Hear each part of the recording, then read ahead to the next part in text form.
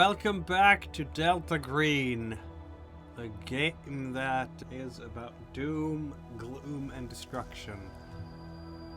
Enter here, ye lost souls, ye forlorn hope, ye who are about to die, body and soul. Because once you have joined Delta Green, there is no turning back. Cackle, cackle. This show is rated R for absolute horrors everywhere. Cosmic horrors, mental health issues, severe bodily injuries. What other things? Aliens, experiments, torture. Can we think of anything else? Nazi vampires. Fringe political beliefs. Yeah, there's been some fringe political beliefs lately, absolutely. Nazi vampires. Yep, that's where we're going. They're officially more terrifying than men in tweed suits. That is actually a tall order. Are they more terrifying than Men in Black as well? I haven't seen a Men in Black yet here, but I have seen a man in a tweed suit. And I believe he was killed by the vampires, so I think they win the scary contest. Okay, fair enough. It's possible. Z-Cell, who is Z-Cell? Do share. Hi, I'm Briar, and I'm playing Dr. Alex Blair. Hello, I am Coach. I'll be playing Agent Freddy Richtofen. Hello, I'm Harper, and I will be playing Sarah Gwynn.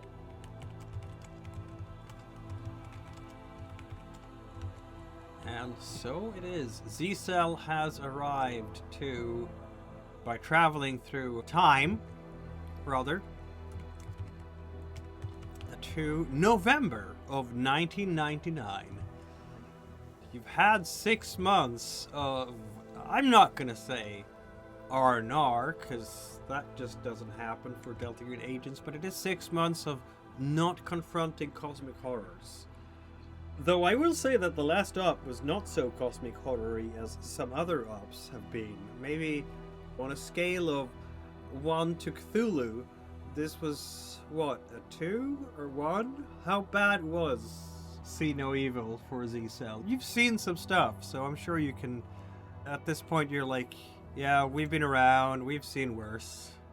The 1,000-yard stare. I'm pretty sure it was a net gain of sanity for most of us. Yeah.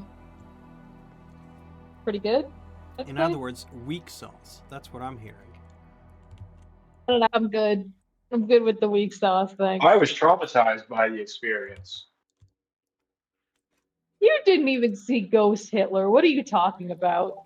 Yeah. Yeah, but there was a guy with a ruddy complexion. Are you telling me you're afraid of acne? Contextually, maybe. Heard it here, folks. Ricky is afraid of acne.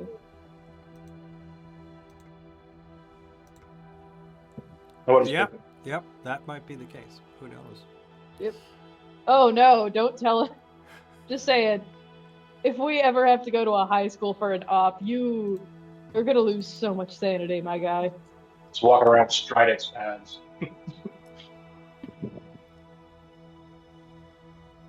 But otherwise, we're pretty fine. We have, okay, maybe not decent sanity when it comes to Dr. Blair, but No.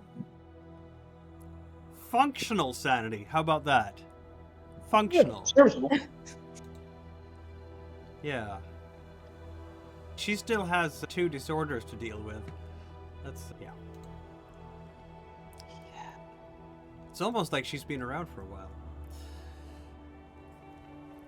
November 22nd, I can tell you this much. The FBI, after your work in New York in March, I think they will want to keep you working on white supremacy things.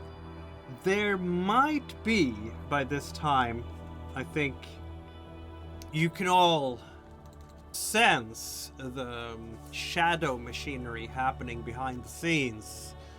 You know that there are Delta Green agents placed in high positions within the FBI, you know they can pull strings. You know they can move you to where you are most needed to be that thin green line between things that go bump in the night and the rest of the world. And apparently the Karotechia is something that goes bump in the night, and you now had 2 run-ins, suspected run-ins, with an organization, a cult if you will, that Delta Green thought was defeated and destroyed in 1945, or at least 1945 and aftermath. But apparently old Nazis die hard, so here we are again. And the best way to keep you guys on the case in a very mundane fashion is to just attach you to FBI's counter-terrorism efforts to track white supremacists across the nation, to make sure that they don't do things like blow up federal buildings or another Waco or things like that. I don't, strictly speaking, remember exactly how you handled the situation in California with the Kruger and his skinheads, but it shouldn't be too hard to motivate that to the FBI that there's been like a number of incidents now that speaks of, shall we say, an increased energy within white supremacy networks across the country, which calls for some more resources before they actually do some real harm. Or have they already done real harm? Would this task force that constitutes the 3 agents have talked to the FBI about what happened in Montana as a white supremacist incursion, or is that still labeled eco-terrorist activity? ¿Por qué no los dos? But yeah, there was still the shootout at the cabin. I don't remember how or if that got The cabin reported. was in California, Yeah. but we're talking about the factory in Montana. Chemical factory of Montana. As you say, Harper, you could do both. You could say that the eco-terrorists were actually Nazis. That's fine.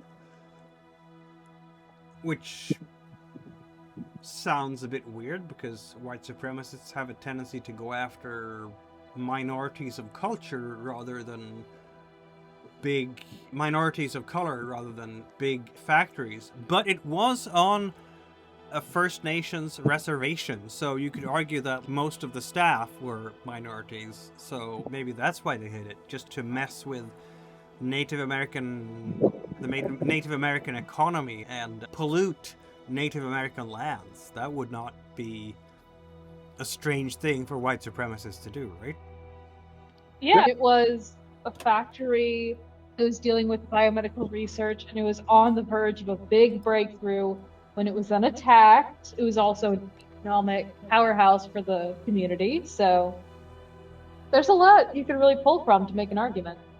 Yeah, no, I'd agree, absolutely. And I think FBI would, since you've had a few months here to connect various dots, and by connecting dots in an official capacity, as it were, fold various things, events, leads, chains of evidence that are of interest to Delta Green in under your little task force umbrella, as it were, right? I'm sure you can motivate it to your superiors, and I think the drawback might be that the 3 of you have had to deal with being horribly updated on the presence and activities of white supremacist networks all over the country, because that's never fun. Ooh, hate that. Yeah, have to deal with Yeah. with a bunch of racists and bigots. Oh no, the Klan is still active over there, and the skinheads over there, and so on and so forth. Of all variants. Yeah. I'm sure you're getting your fill of that kind of stuff during these months. Yeah. Yippee. Yippee, exactly. But that will end, of course, in November. This is like a few days, like the week of Thanksgiving. You're looking forward to a Thanksgiving weekend with your family. It's going to be great. Or friends, depending on... Obviously not Gwen's dad, right? Yeah, they're not on speaking terms right now. It's almost like that particular bond is going to fracture at any time now. Yeah.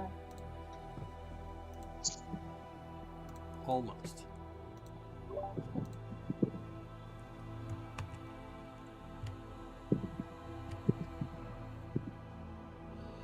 But you're getting the favorite kind of thing that you have always been looking for, which is the call. Wouldn't say it's my favorite. The call first actually comes... No, I think it's actually been kind of come from A-Cell. Who wants to be Z-Cell's team lead at this point? You've had 6 months to think about this. Do you want... Blair, do you want to keep being the team lead just because you've been in the field the longest? Or do you want to hand over the reins to someone else? I think it's time to hand over the reins to someone else, given how low Blair's sanity is and how they might not last. I am not fine to lead things. I'll take the orders, but I don't trust my... Yeah, that's psych eval. Psych eval reasons is definitely a legitimate reason to hand over the reins to someone else. But who should it be? Should it be Gwyn or Richthofen? Gwen, want to play dominoes over it? Better yet, Ant's trivia night. Winner is the team leader. Counter offer dodgeball. What do you think? That sounds pretty cool. Dodgeball. Oh my god. Dodgeball. We're back to dodgeball again. This is the best. Oh, we're letting... What's the agent's name? We're letting Agent Wilson decide? Spalding? Yeah. Zed. yeah. Zed is his Zed. name. Okay, there we go. Yeah. Okay, so let's roll. Who is the best at dodging things? It's an opposed test, obviously, on athletics versus dodge. So, Gwyn, throw at Richthofen. Let's go. It's athletics? So... Yes, of course it is. Okay. This is settled through the only true way to decide leadership in this group. Through a complete and utter critical failure. Yep, Gwyn, you are not... Have you broken Zed? I think it ricocheted off the wall and hit me square in the face. Honestly. That makes sense. So how did that affect you, Gwyn? I think I'll take a d6 hit points. Oh my god! Jeez. That's not a little bit tough. Is there a in there? The flat cap is stapled on. Oh my god. Medic! Medic. Okay. Bam. Hit points go down. That's harsh. Okay. Gwyn, throw at Richthofen. Let's see how this will go. Again?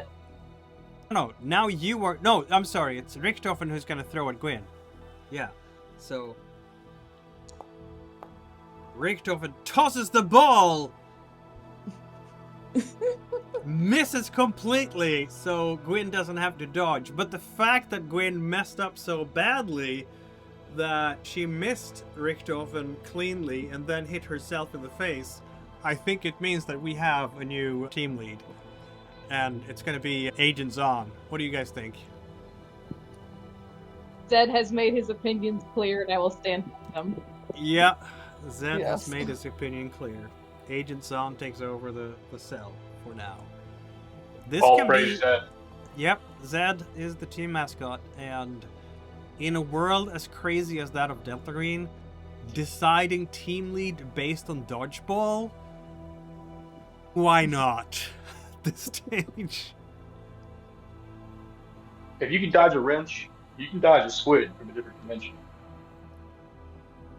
And if you can dodge a squid from a different dimension, you can dodge charges from the IRS. Absolutely. All these things. We better hope. Yes, that is how it is. So it is on Monday, November 22nd, 1999. Just a few days before Thanksgiving. Thanksgiving weekend is this weekend. It's going to be great, right? You've been looking forward to it all this time. And Delta is going to be like, yeah, no. Oh.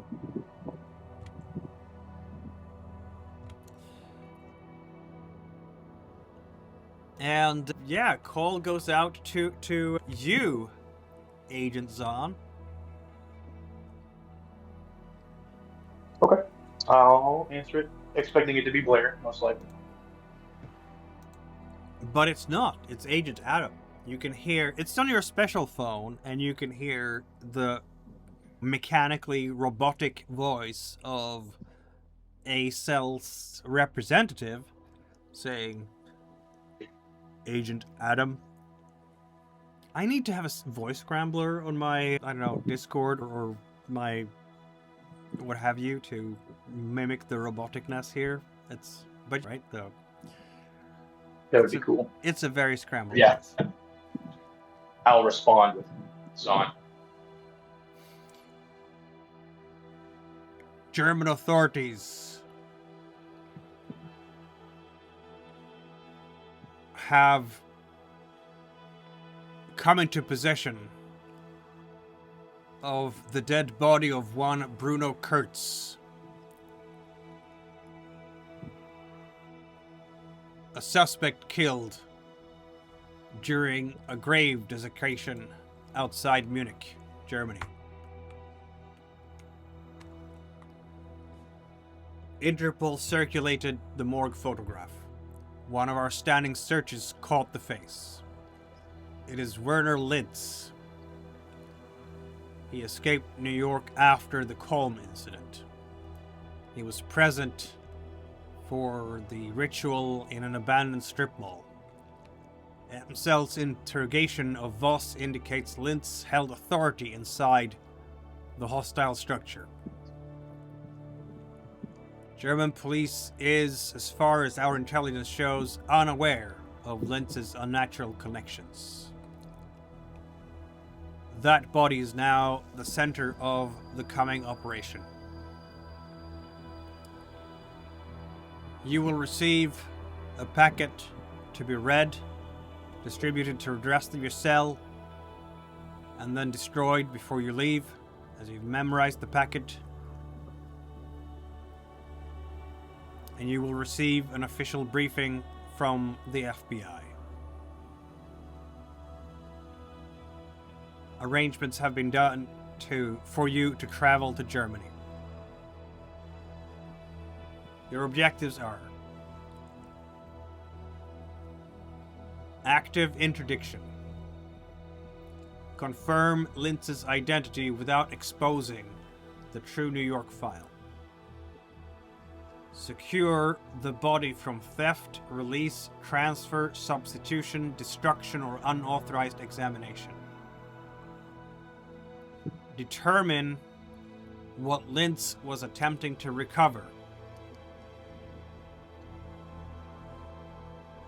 from the grave. Identify surviving hostile operatives involved in the grave desecration.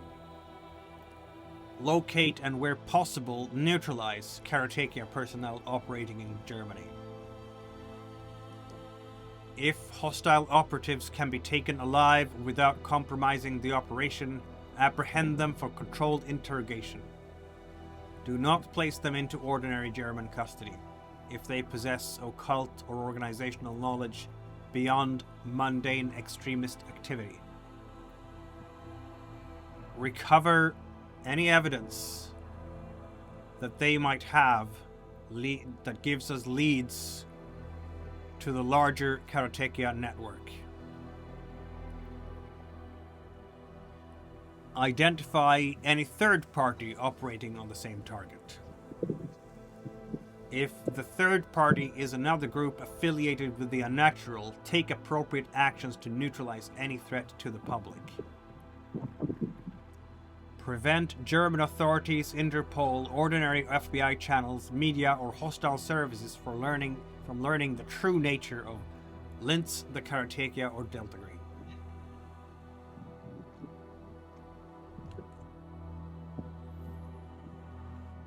Acknowledge, Agent Zahn.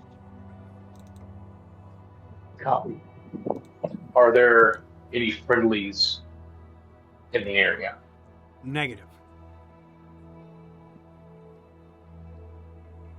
How are we expected to transport any potential POIs for enhanced interrogation? You will be the cell in situ. You will have to determine that yourselves. Improvise, adapt, overcome. Copy that. You'll be on your own. Though we will have some sort of authority as Interpol. Quite sure how that works. How much law does Richthofen have? As of now, I think. Nothing. Huh? I think... No, he has 0, Richthofen. Oh, never mind. I got criminology, not law. Yeah. Your special agent in charge will brief you on that. Copy that.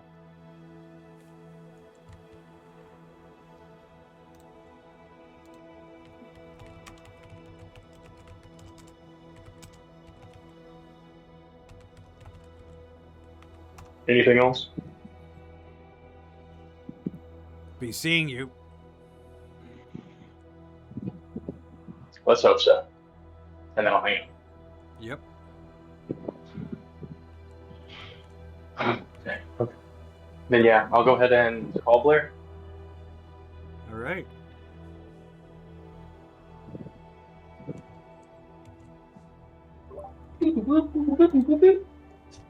Exactly. That's what it sounds like when you're calling Blair. I've memorized the tones with dial. Anyway, yeah, I'll go ahead and ring up Blair and let them know that we'll be going to Germany to track down a former associate that we missed in New York. More info to come. The worst part is that you're going to Bavaria after Oktoberfest.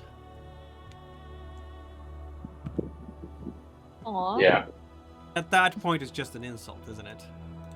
that's why you can go. Yeah. Could this investigation wait potentially like 10 to 11 months?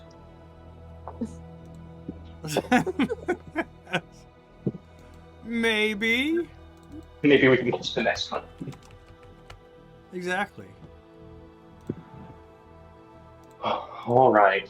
Go ahead and notify Gwen if you wouldn't mind. I'm going to receive further information, and then we'll get together to rendezvous with our case officer. Alright. Oh, and Blair, Yes. happy holidays. Happy holidays. That's just nasty. Yeah.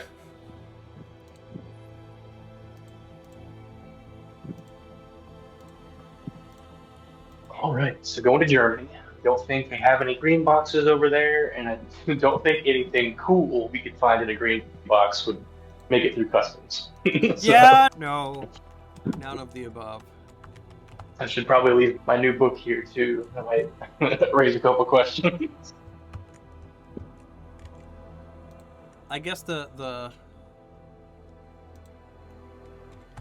not surprising part is going to be that you are going to be called into the office of the special agent in charge again. You've met her before, haven't you? Yes, you have. Is it Kincaid again? Yes. Yes, it is. Nice. Because apparently she is involved in this kind of stuff.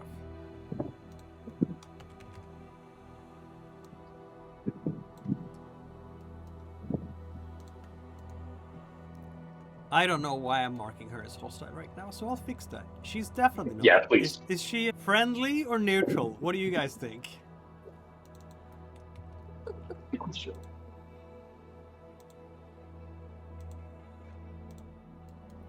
Neutral. I think we've pulled a few too many shenanigans. Neutral. Yeah. That makes sense. That makes sense. We need to do this in an office, don't we? Like in a serious conference room, as it were. Because you guys are about to get your marching orders. Yippee! Kincaid's office now, or something. Alright, agents. This is gonna be early in the morning. Richthofen has the call from Agent Adam fresh in his mind when Kincaid calls you all in and invites you to have some coffee and maybe a muffin. It's the morning after all.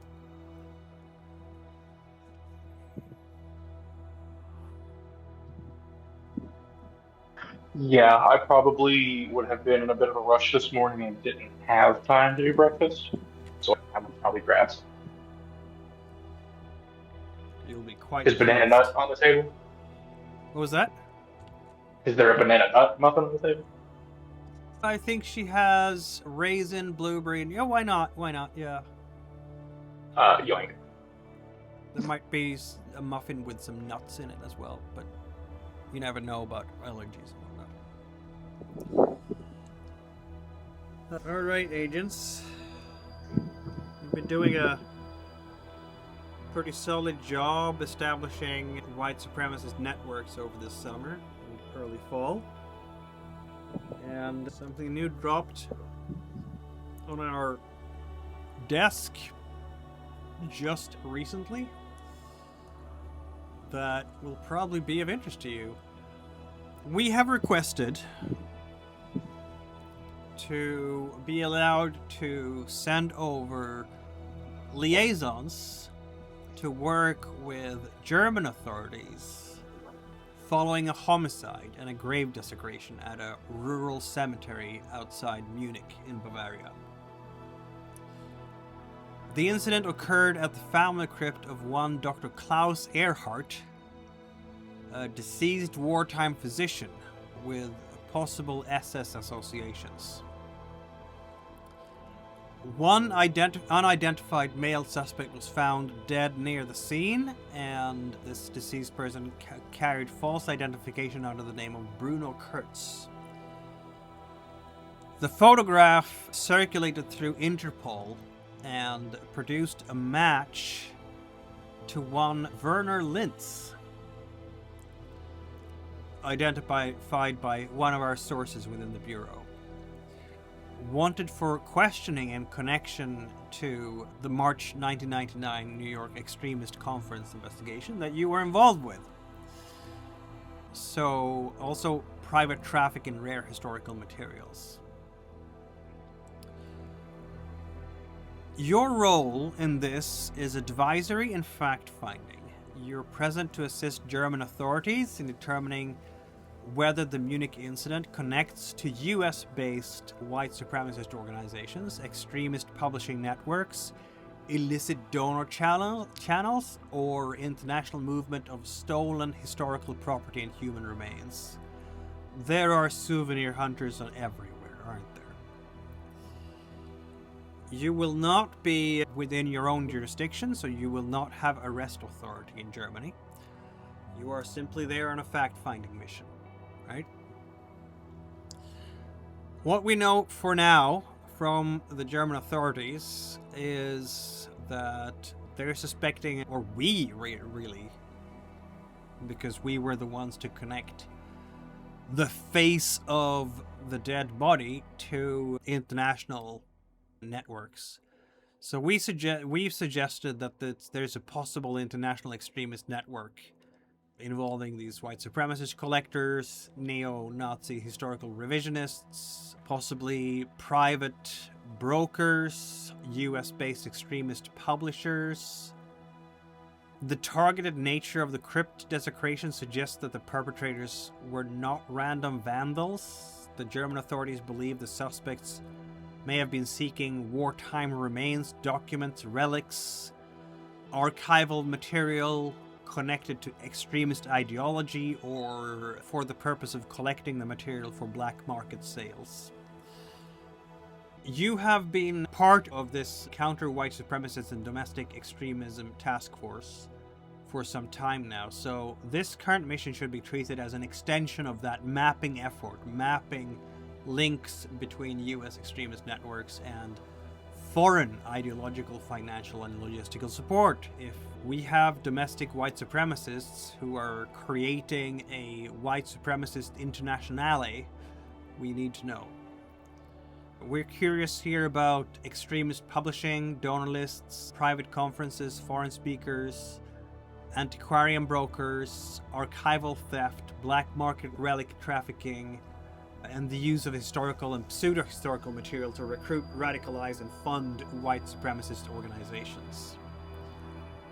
Your objectives will be to confirm whether the deceased male in German custody is Werner Lintz, whether he actually had a link, to ascertain that he had a link to the March conference, assist the German authorities in identifying any links between Lintz and US-based extremist organizations, determine whether the Earhart crypt desecration is connected to American white supremacist networks or individuals associated with the cancelled New York conference. Also establish whether the stolen remains or documents or historical materials were intended for shipment into or through the United States. Identify any companies, courier services, private collectors, shipping intermediaries, or financial channels connecting Germany to the United States and possible other foreign destinations. Review German evidence for links to Stephen Kolm, Alan Brandt, Review Press, or related conference attendees. And support the information exchange between our allied authorities as well, of course.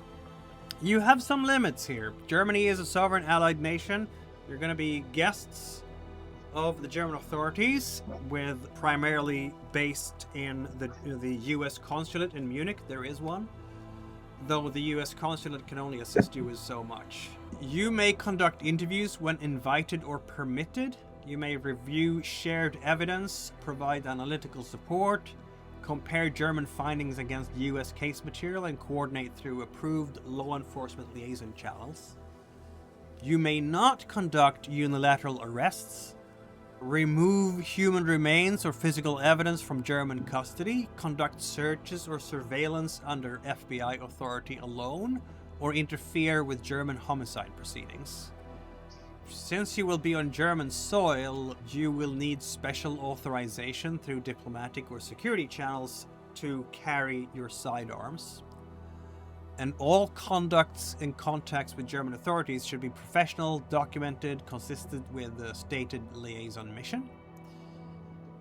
And my word to you, if I may add, this is a fact-finding mission. You're there because a dead man in Germany may connect to our task force investigation, and you should stay within that frame. The Germans are partners, treat them accordingly. If you need access to anything, ask them politely. If you are denied access, document the denial and elevate it. So move it up the chain to the consulate, to the appropriate channels, and our ambassador and diplomats from the consulate will approach the German authorities through the right channels. Do not create a diplomatic incident. Do not overstate the Bureau's authority. And do not turn a German homicide into an American operation unless the facts justify it.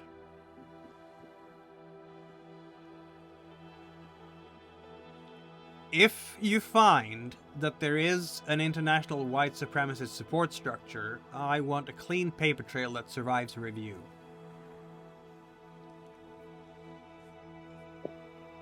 If there is another shooting, looks at Richthofen, I want to know before anyone in Washington asks me why my agents are making headlines in Munich. Alright, gentlemen, ladies, all of you. I think it's time for you guys to go pack your bags.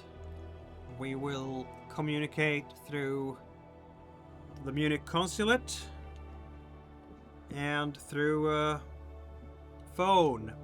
You can always reach me, but please don't wake me up in the middle of the night. Remember the time differences, time zone differences. Was it like 7, 8 hours? 6 hours. 8 hours. Oh, 6 hours. 6. Wait, are you is it? Depends where in the country the briefing is. Central European sorry. time. Like all of Europe except Portugal, the UK. So you have to get really far out on the edges of Europe to not have Central European time. But Germany, it will not surprise you, has Central European time. Most of the European continent does. It's weird for an American, the concept of a country only having one time zone, but it's true. It's equally weird for Europeans that they don't realize how big countries like the US and Canada are until they hear how many time zones they're in the same country. Huh? How big is this place? Sorry, I got confused because I was looking at Portugal's time from Central Time, so I was like, wait, I thought it was 6 hours. What do you mean? But yeah, Germany is about the size of Montana. Nice. damn. Ooh. Good news, I've been here a few times.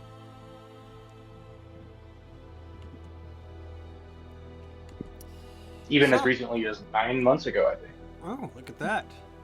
It's been many years since I was in Germany. Anyway, you're dismissed by Kincaid. And Richthofen, you're not going to be very surprised to find that snuck into your file is not just the FBI briefing, which I have given you in your briefing under Cold Vault. There is also a Delta Green briefing that you can look over.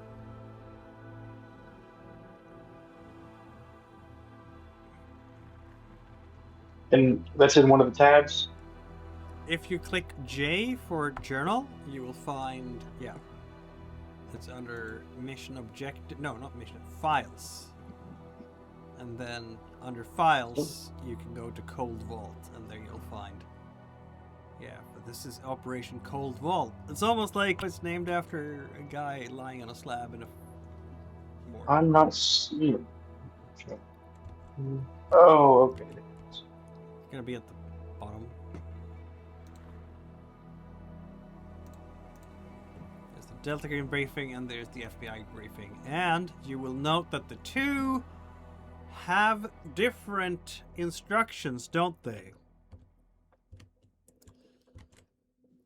FBI wants you to just go there and find some facts and be chummy with the German authorities and confirm and see if there is connections to the US, but it's all very polite, it's all very liaison-y, and it's all very, we are not actually investigating this, the Germans are. Delta Green is different. The mission objectives for Delta Green basically says that you should make sure if Lintz's body is, if this is in fact Werner Lintz's body, you need to secure that body somehow and make sure that it is denied to the opposition. Delta Green also wants you to determine what Lintz was attempting to recover from the crypt. Also, identify surviving Karotechia operatives, if there are any, involved in the grave desecration, because apparently German police says there were multiple people on site. And locate and, where possible, neutralize Karotechia personnel, which is absolutely something FBI would not allow you to do. So, blacker than black, maybe?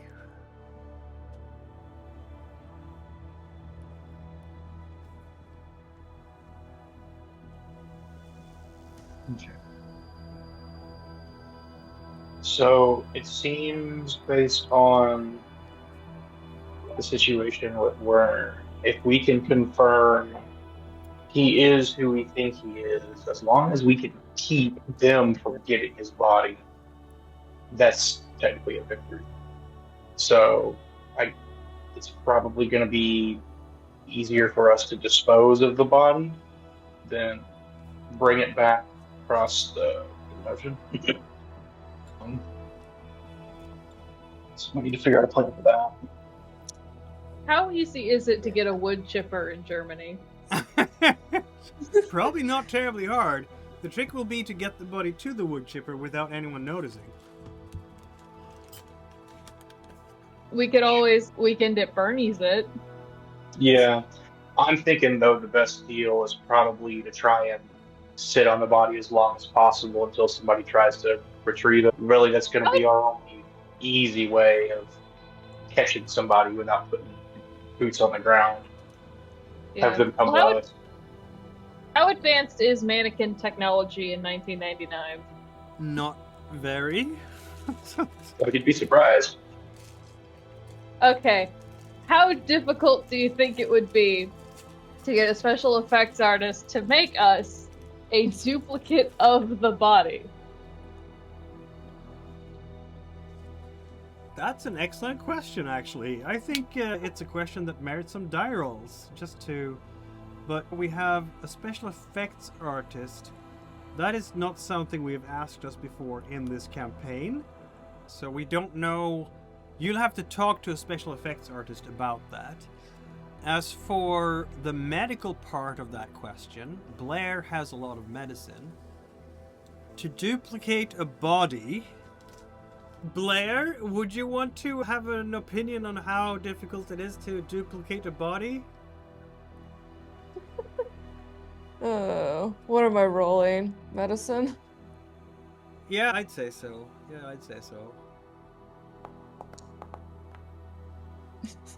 That. Good for you. Very difficult. It really depends on how closely anyone is going to scrutinize the body. If it's a matter of having something heavy in a body bag that is approximately the right weight, as long as nobody opens the body bag and the label is correct, at that point it's simply just a matter of switching body bags and forging one of the... And you could probably do that with pig parts, because pigs are very close to human bodies in genetic makeup and whatnot. It would feel the same, right? But that requires nobody actually opening the body bag and discovering the pig parts. If we're talking about something more elaborate, you would need to find a dead body of John Doe that looks as close as possible to Mr. Lintz and switch them out, marking Lintz as the John Doe and the John Doe as Lintz. And adding the wounds that would have killed Lintz to the John Doe. Which is quite an elaborate operation requiring not unlimited, I wouldn't say, but sufficient access to the morgue to get away with it. Tricky. Not saying it can't be done, but I'm saying if you were Team Mission Impossible and your leader is Ethan Hunt, I'm sure you could pull it off. Right?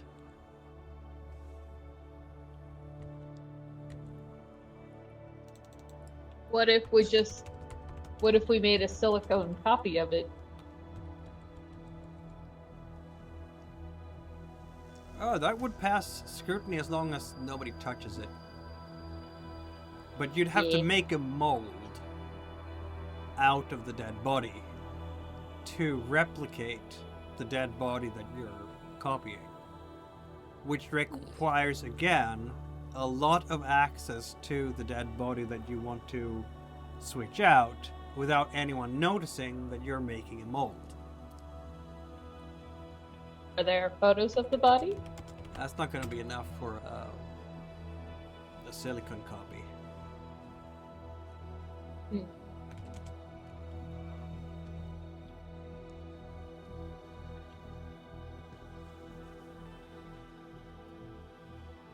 Let's get there and see what sort of sources we have available. Obviously, we'll have some consulate support outside of the actual police. We're there to help, but I might be able to dig up some contacts from my excursions to Germany and see if I can't pull any extra strings we wouldn't normally have. Like a wood chipper? Potentially. Like a wood chipper. Hell yeah.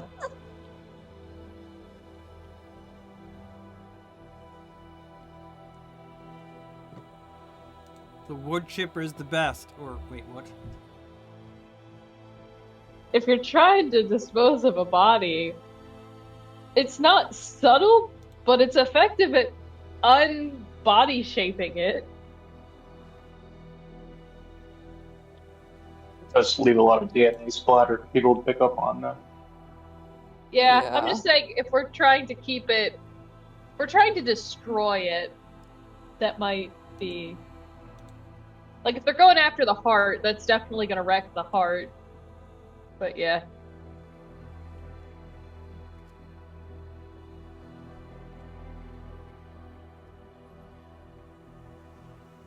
And sorry, you said that it had to be cleared. I don't know the full situation of carrying in Germany. What was that? What's the situation with our firearms in Germany? You said we are going to be able to fly with them, but we'll need special clearance to have them on our person? Yeah. Cool.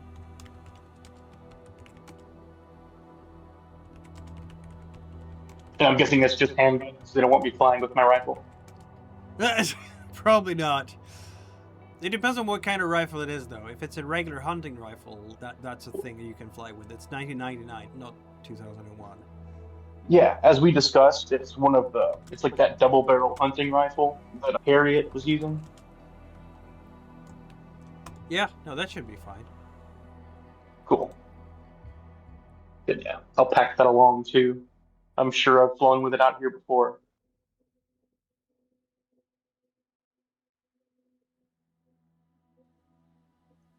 So, Germany's strict legal framework, carrying a weapon is tightly restricted. Foreign law enforcement or security personnel are only permitted to possess or carry firearms if it is formally authorized and indispensable for a specific approved official mission, usually vetted case by case through diplomatic and interior ministry channels. So, don't count on you being allowed to carry firearms.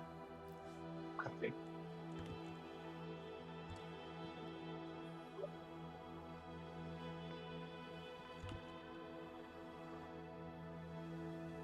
Welcome to Europe, folks!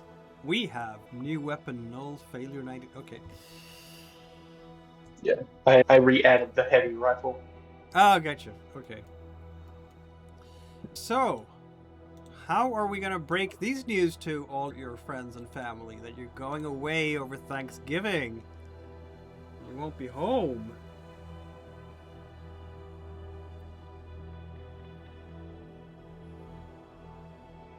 I think we break it just like that. Yeah. Just like that. You just tell them, bye! Sucks to be you, huh? Sorry, I'm employed. It's the worst. Gwen doesn't have a whole lot of people that she needs to keep informed, right? You have Dr. Grant, obviously. Yeah, pretty sure he's aware of the situation. He's a friendly. He doesn't know. He knows that there are people with a lot of security clearance that goes way beyond his own. But that doesn't mean that he is aware of the fact that there is an organization called Delta Green or what they do. It's just, sometimes I'm getting weird requests from these particular people, but they have a clearance and I don't, and I'm happy to help out. Anything for my country. Yeah, I meant more of he's aware that there's just sometimes where Gwen is gonna peace out, and yeah. And Tristan definitely is in a package somewhere in a hospital for long-term care. And is able to say, I don't know, what can you even say when you're down to intelligence 3? Not sure. I guess it really depends on where the bullet would hit, depending on if it altered any motor or language areas of the brain. Yeah, it's so... I think it's gonna be like, you're going away? Oh, like Rocky. Yeah, sounds like that. Sarah, going away? Don't go, Sarah. Be here. Thanksgiving. Turkey eating time.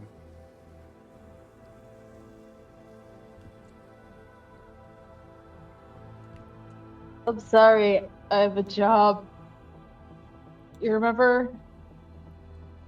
I have to go, I'm sorry. Probably not a long conversation.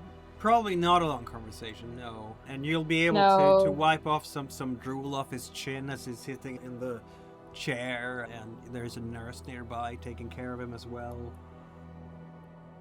Yeah. He's had a long recovery, and it's not over yet, is it? Yeah. I don't know if what's it called? There's a language assistance system that might not have come out yet. I'm trying to remember what it's called, but yeah. That could be another way he communicates, but I don't know. His sanity's up to 21 now. Yay. Yay.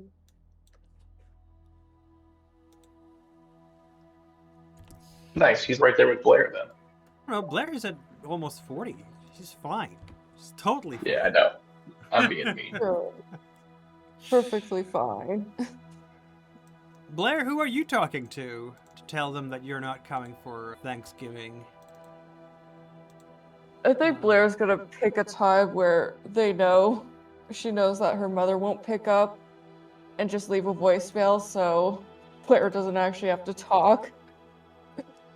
Oh, isn't that interesting? All of your... I like that they've added, if you look at the character sheets, that they've changed around the bond thing on the psychological, so you can see what your max potential is very easily. I like that.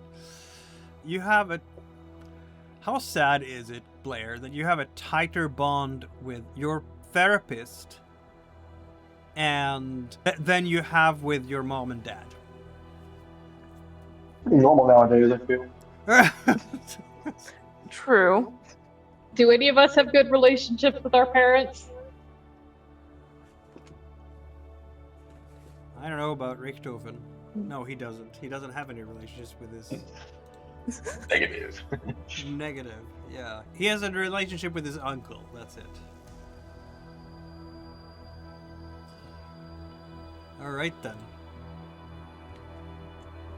So, what do you want to get? There's so many things that you can get going to, like as you're packing up your stuff to go to the airport, right? Because let's face it, you will need your clothes, of course, change of clothes, but other than that, you can't really bring a whole lot of official stuff around here. You have your rifle that you want to bring through. You have your sidearms, but I have a feeling that your sidearms are going to end up in a locker at the U.S. Consulate. And then you have a bunch of clothes and your notebooks and your pads and laptops and so on and so forth.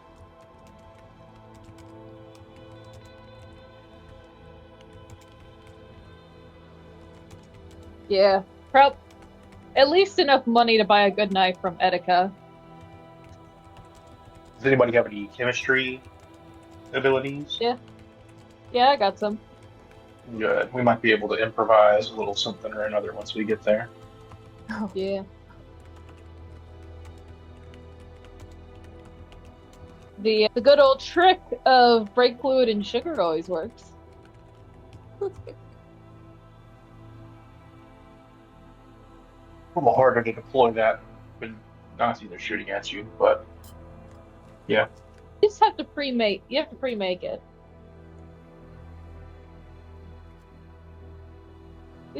You'd be surprised how easy it is to make something wickedly explosive from grocery store items.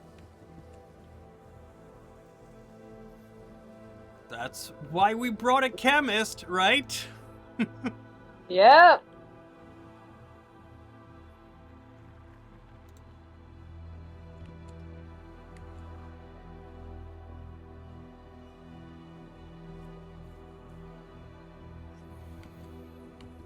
Well, what might be the in-flight entertainment on how long? So, flight from DC to Munich time. It's 8 hours and 10 minutes in the air. And in 1999, they actually do have the little screen with the airplane going across, tracking the journey. And there will be in-flight entertainment and stuff. Do they have ants?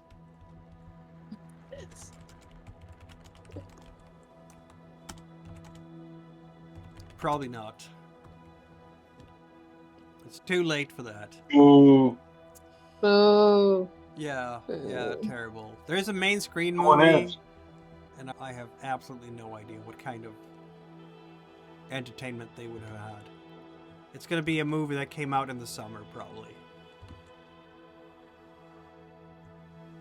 So Saving Private Ryan, maybe. No, maybe not. Yeah.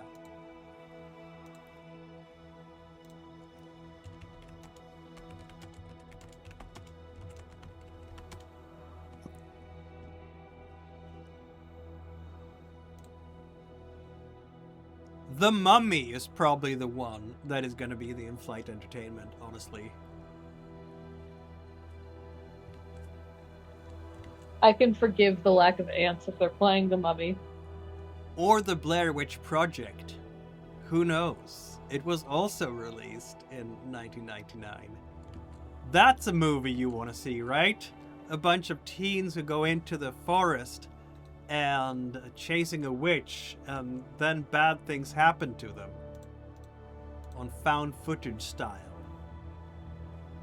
I won't I think trigger I'd have anything from several- any forest, right? I think I definitely have several questions for Dr. Blair, though. Of course, go ahead. Oh. What did you have to do with the making of this movie?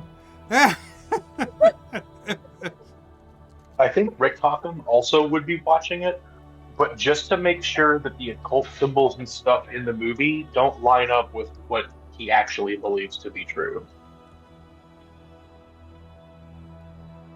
Yeah, no, they wouldn't. Nice. Don't have to worry about that at all. Don't worry, guys. It's not real found footage. Crisis averted. Good to know.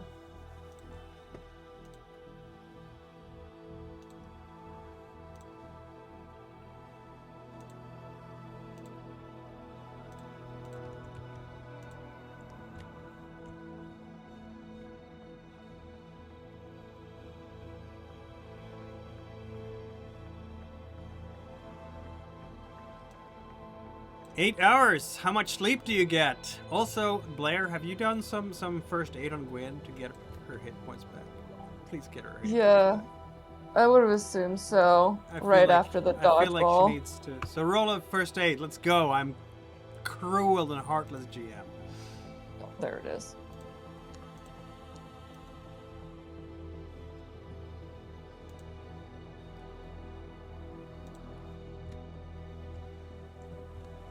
Nice. Okay, so D3, I believe, is how many hit points you recover. So she might not recover all of them.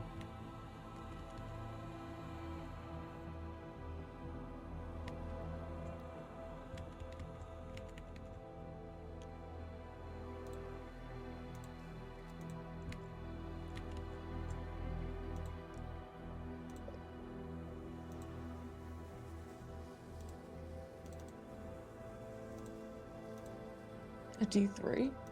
Yeah. Okay. I think I did that right. You did! There we go.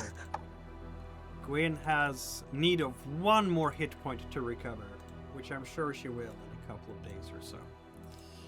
But not when she is on a red light going across the Atlantic and then getting all because of jet lag. You're all gonna have jet lag. Yay. The best thing about being a Delta Green agent is the jet lag.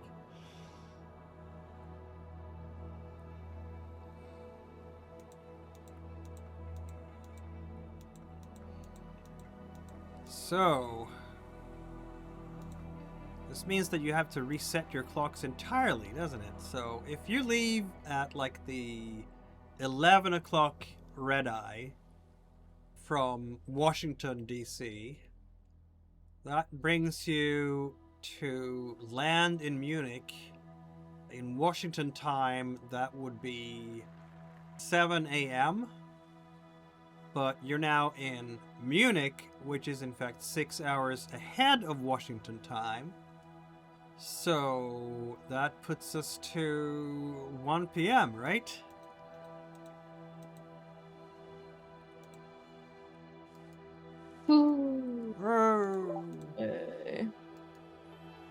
Since this is the red eye and since you can't get good sleep on a flight ever, because we all know what that is like, I would like you all to roll a d6 to roll some willpower, lose some willpower points before you touch down on the tarmac going. Yeah. That's not the sound a plane makes. I don't know what I was doing there.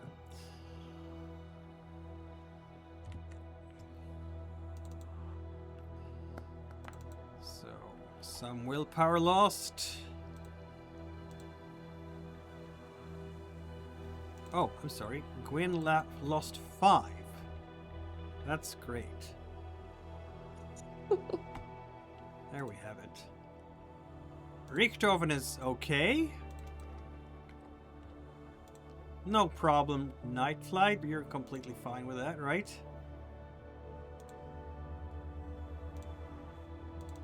And Blair lost some as well.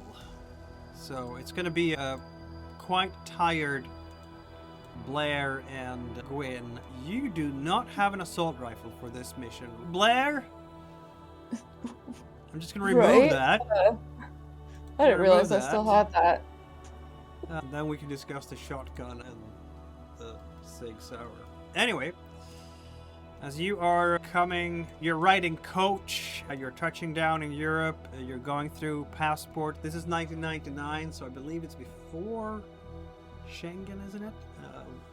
Anyway, you will go through the non-EU citizen, because the European Union has been created by now, the non-EU citizen passports gates, and be met by someone holding a sign.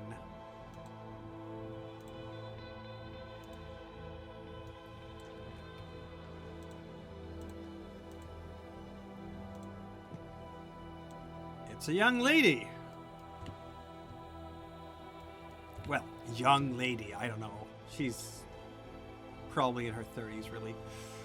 But obviously, ladies in their 30s are young. If you are me, who is in fact a very ancient handler, and remember my 30s with fondness, or something. At least the energy I had. You don't know what happens when you get after 40, your energy. Anyway, Mercer is there, and she has her names stenciled on a card there, and she has a nice coat, and the moment you get through security and everything, she's going to just step up there and go like, Mr. Richthofen, Dr. Blair, Miss Gwen.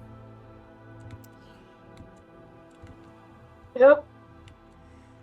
I am Annika Mercer. You can call me Annie or Miss Mercer, whatever you like.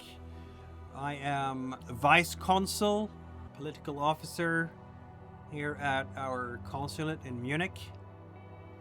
and here to bring you over to the consulate. We have tried to make room for you. It's very cramped already, but you'll have an office space there. We've also arranged for you to have nice lodgings at a hotel in downtown Munich.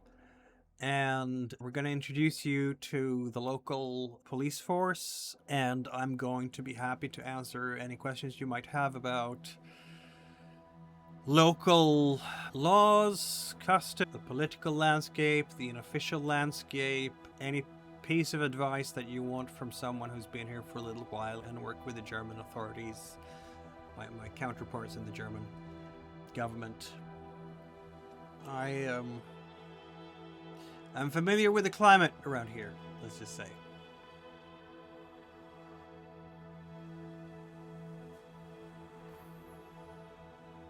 Well, nice to make your acquaintance. You said we're off to the consulate first? Yes. After you. Very well. She will bring you out there to a driver that has been supplied by the consulate. You can all file your things in. I'm sure you're all very tired after the long flight. How do you want to do this, she says. Do you want to go first to your hotel, maybe get unpacked, get ready? I know jet lag is going to be annoying for a few days. I don't know how many days you're going to be here. I guess that depends on the type of work you do. But we're here to support you and to advise you. And by advice, I mean don't do silly things. Make a mess with German authorities. Not that I thought that you would, of course, but I don't know you, so I'm just putting that down and you can pick it up. I can tell you this much. Germany takes Nazi history very personally, for obvious reasons. And Bavaria doesn't like outside interference too much. It doesn't really help that the Nazi movement kind of begun in Bavaria, so you're gonna be, at some points I'm sure you're gonna have to be stepping on eggshells a little bit.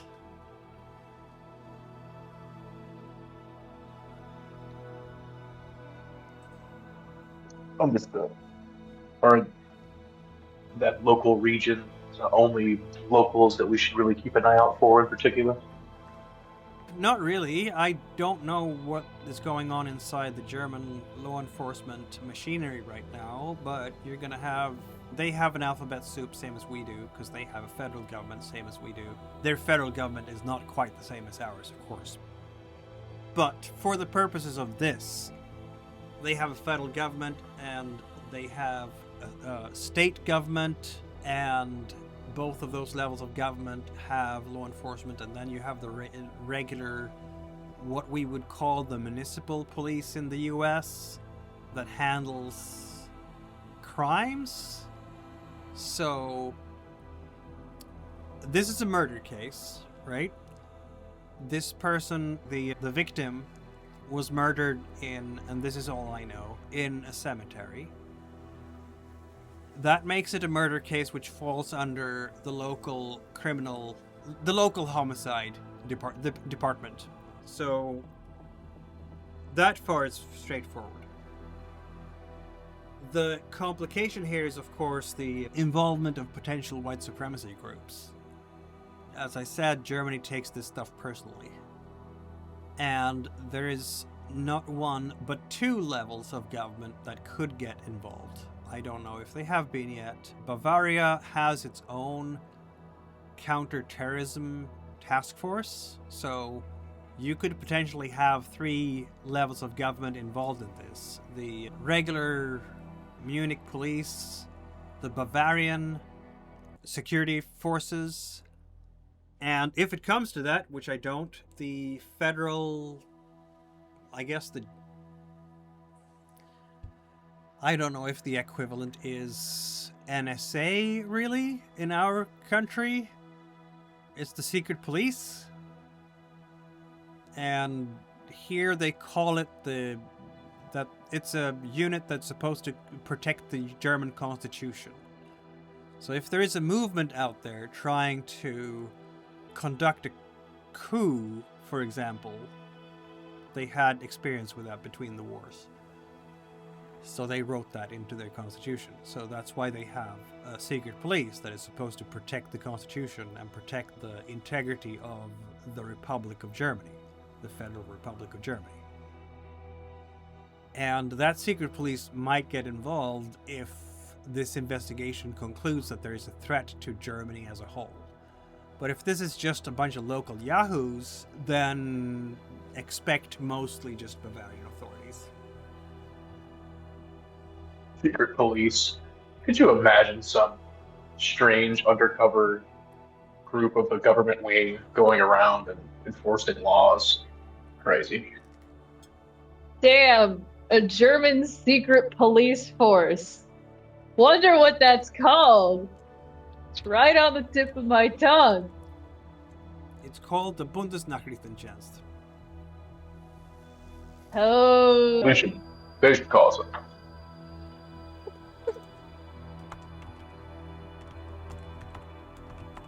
Anyway, where's the nearest Etika? I want a knife. Here is a word for you.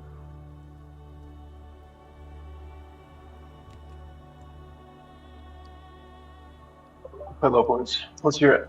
Oh The god. Bundesnachrichtendienst. I don't know if I pronounced that correctly, but I'm trying. Bundesnachrichtendienst. What is Yeah, that? All right.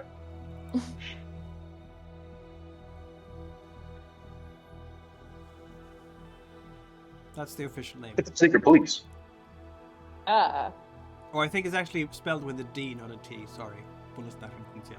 Yeah. Anyway, B and D. Yeah. Anyway, you were asking. Where's the nearest Edeka? I'm Ed- a bit. German grocery store. Oh, okay. Yeah. First of all, of course, you will be shown to the hotel, which is in downtown Munich. Isn't that nice?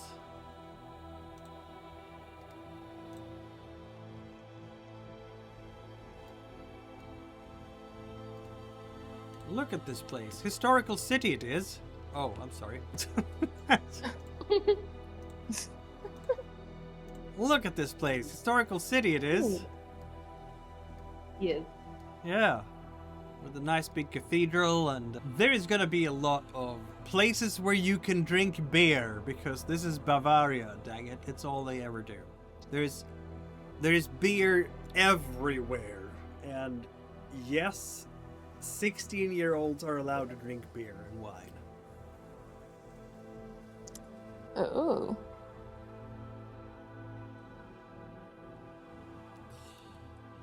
What else can Mercer tell you about? Munich and Bavaria are orderly, institutionally proud, very conservative. Think of it as maybe German Texas in terms of conservatism, but not in terms of oil or economy or such. But it's where the conservatives have their strongest base.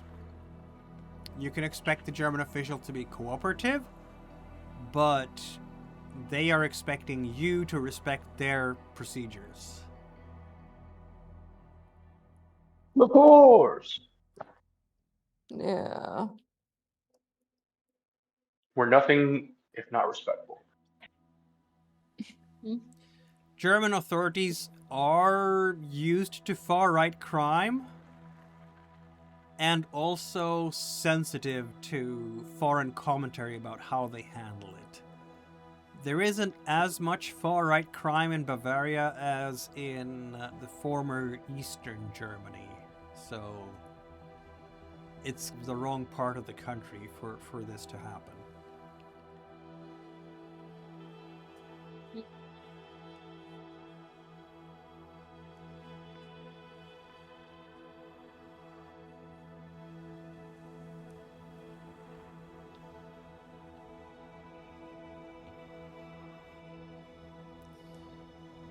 There are active but fragmented far-right networks down here as well, aren't they, everywhere? There would be some old money historical revisionist circles and collectors that overlap with more openly extremist groups. It's entirely possible that there are links to Austria, Switzerland, and why not South America? So, yeah.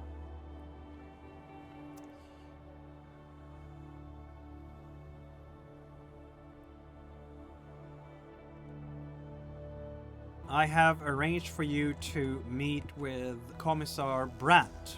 He's Detective Brandt in American terms. He's working with the local CRIPO. That's the homicide department of the local police. And he is taking lead on the case. When do you feel like meeting with him? I'm sure your heads are spinning already, but we are on the clock, aren't we?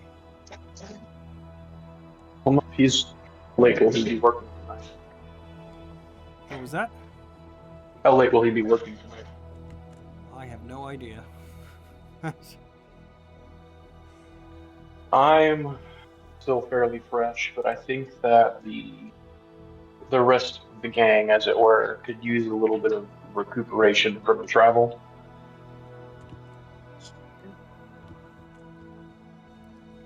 Did you want to get established and send me along to go touch base with them, or did you just want to give it a couple hours, you all get fresh, and then we can all meet up later on in the day? I think we should probably all be on the same sleep schedule, just because of how it could get messed up if one of us is sleeping and the other is not, since this isn't a surveillance kind of op. Yeah. Excellent.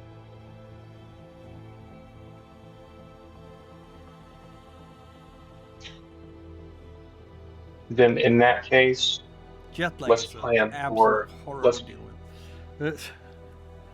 Sorry. let's plan to try to meet him around 6 or 7 tonight. Try to get to the hotel and get like a 4 or 5 hour nap in or so. Yeah, very well. An evening meeting it is. I'm gonna set it up for you, says Mercer. And you're going to be getting very nice hotel rooms, because why shouldn't you? You're here on FBI business after all.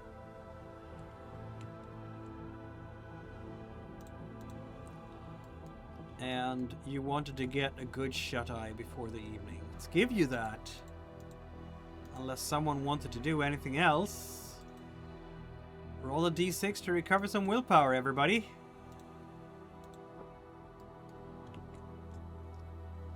Am I so tired that if I don't take the nap, I'm going to continue to take willpower? Yes, you Or are. can I? Okay. Because jet lag is annoying. It really doesn't matter how much you try to sleep and stuff, you're still gonna be like, I'm so zonked. Boom. But a quick nap of a couple of hours is not gonna do you wrong either. You will want to go to bed like ridiculously early tonight. We're talking 8 or 9 p.m. at the latest, and you will be sitting and nodding and falling asleep in the chair by 8 p.m. So if you can have a 6 p.m. meeting and then go be at them again tomorrow, you're going to wake up at probably 6 a.m. So getting an early start in the morning, that's going to be super easy for you.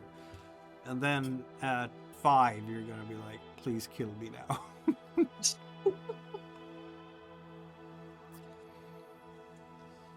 But anyway, a quick rest will set you up for a meeting with Hauptkommissar Brandt.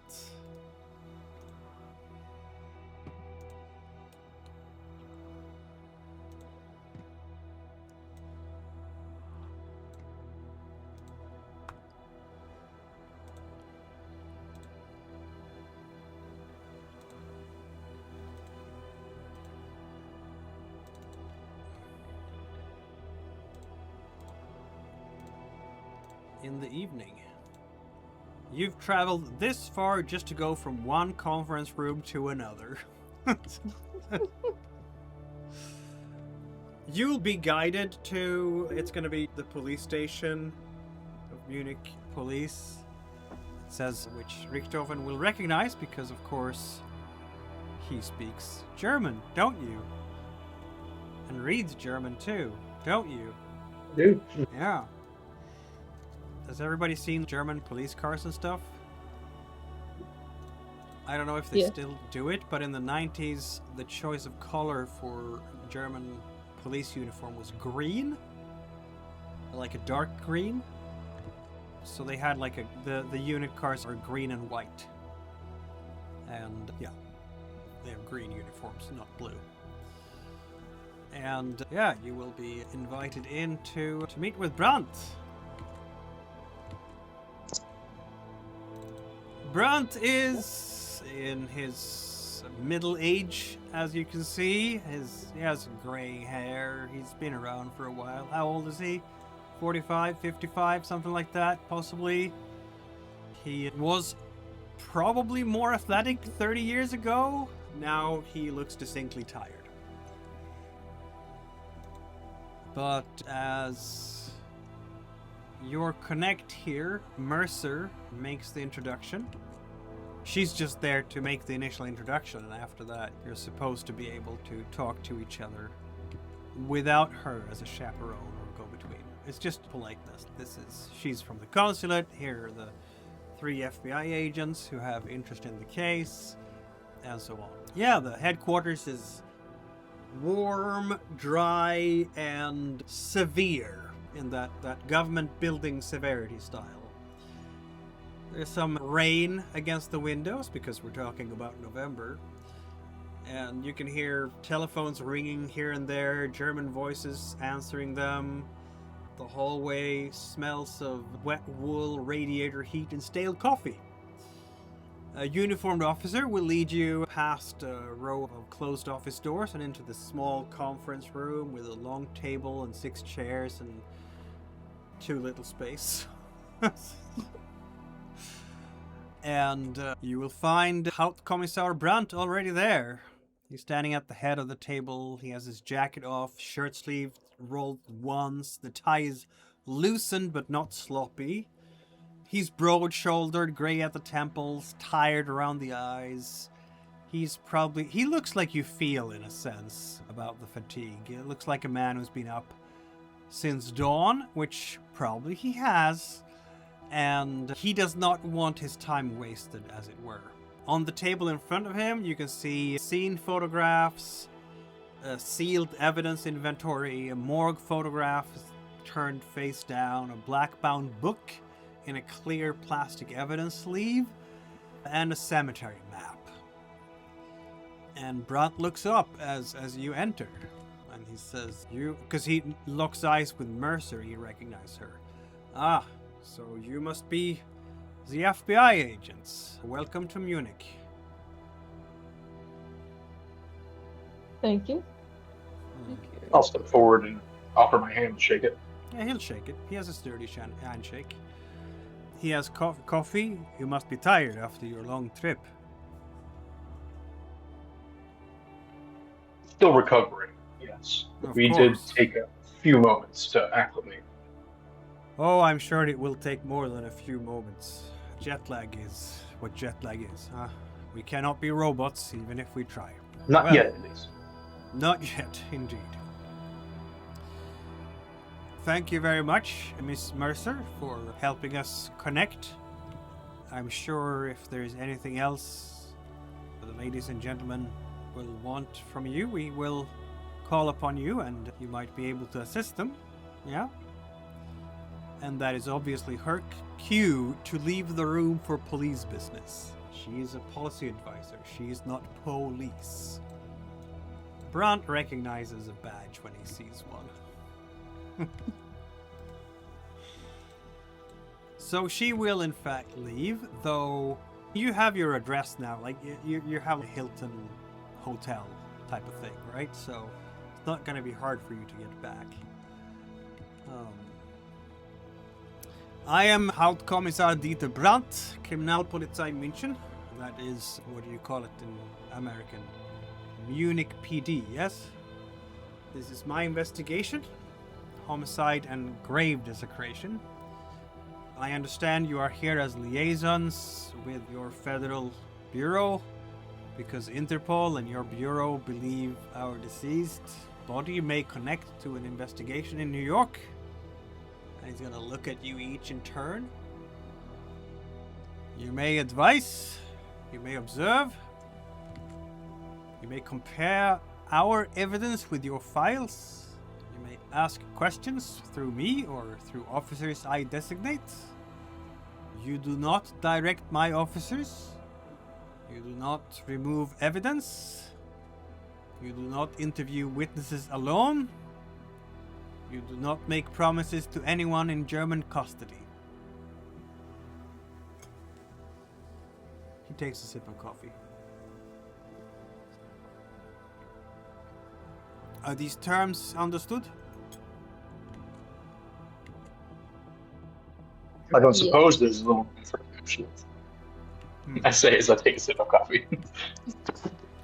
I don't mean to be insulting, but sometimes there are rumors that would precede you about Americans acting like cowboys. We do not want any of that in Bavaria, yes? Of course. Of course. I made sure to leave my spurs at home.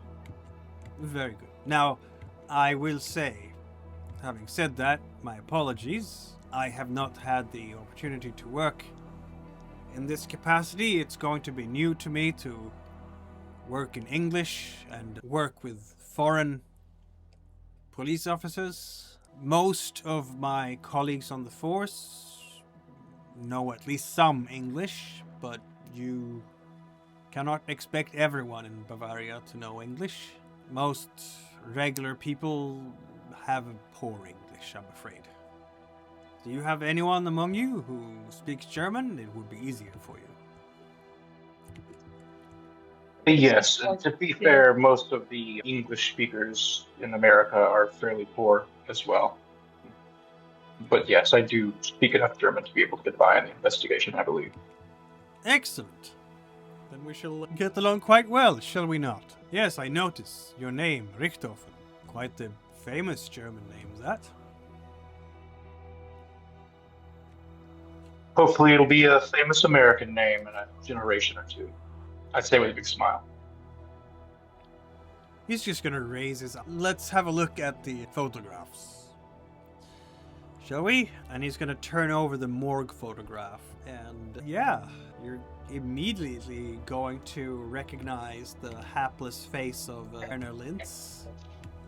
Of course, he doesn't look like that anymore in the photograph because his mouth is wide open and his eyes are that cracked, dead eye look when you know that someone no longer has life in them.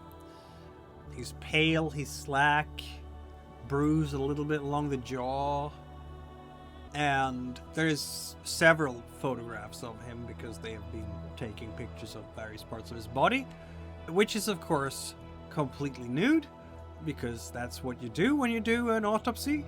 He has the Y-type incision, and you can see that he has been shot in the chest, of course. Brandt taps the photograph. He was found at approximately 6:20 yesterday morning, outside the Ehrhardt family crypt, southeast of Munich. His documents identify him as Bruno Kurtz. Your people suggest Werner Lintz.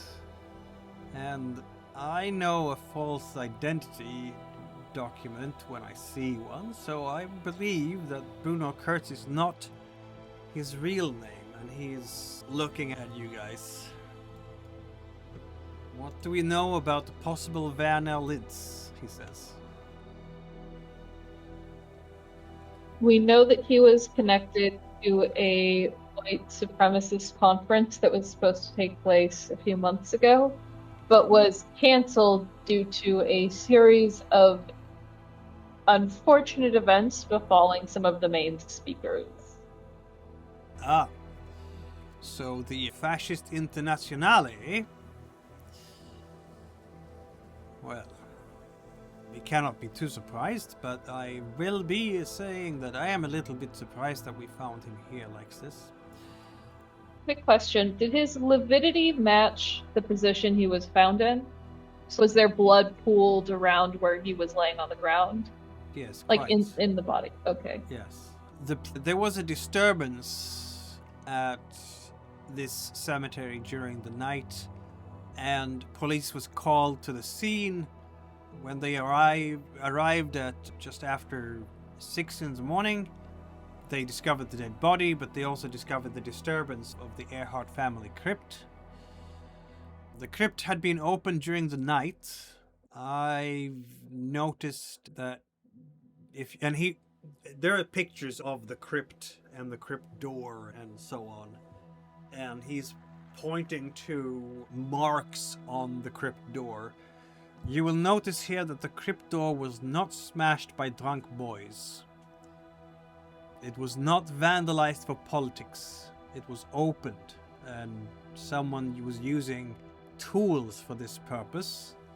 I'm not sure if I would describe it as professional necessarily, but careful at the very least. And one coffin was disturbed. This was Dr. Klaus Ehrhardt, deceased in 1947. We did some background check on him. He was a physician during the war and had affiliations with the SS, possibly the Ahnenerbe, but we are still tracking down documents from that. Not all documentation survived the war, as you might understand. And Unfortunate, but yes. I will say southern Germany was spared most of the destruction of northern Germany, but still there were disturbances and lack of continuity. He flips to another photo. You can see the interior of the coffin. You can see that it's been disturbed. Specific remains were removed. The skull or cranial material, hands, several cervical vertebrae.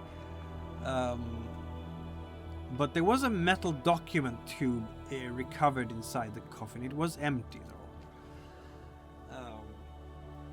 There was no graffiti, no slogans, no swastikas, no notes, no proud announcement.